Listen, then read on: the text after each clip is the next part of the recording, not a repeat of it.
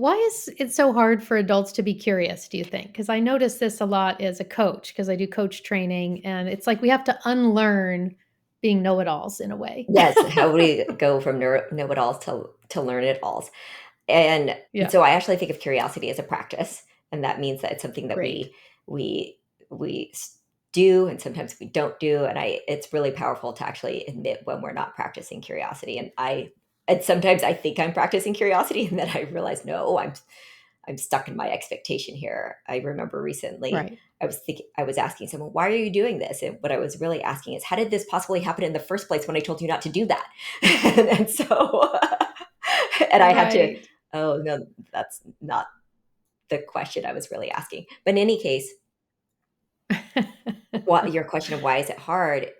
There is, I'd say two things. One is perfectionism.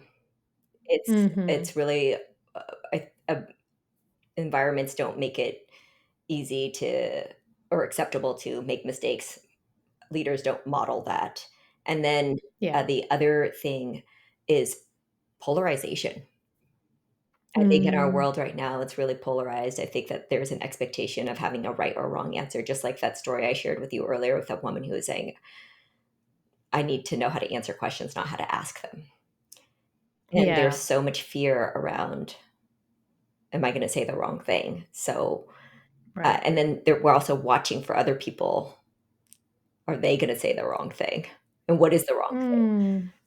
Yes. Yeah, and that there is a Mhm. wrong thing to say, right? It's so, we're so sensitive and and tentative with each other in some cases right now, and it's so easy to get triggered. And I don't even just mean like angry, but just get into our own stories about quote unquote the other side, which again is a polarized viewpoint that there is another side, right? Because when you talk to people, you end up seeing there's so much more gray than I mean, we kind of measure things by people's actions sometimes, and people may be voting one way, but actually believe a lot of more complex things than Yeah, that. and I think that this is my training as a historian here, that multiple truths can Oh. coexist. And so the example I like to use is April 30th in the US is known as the fall of Saigon.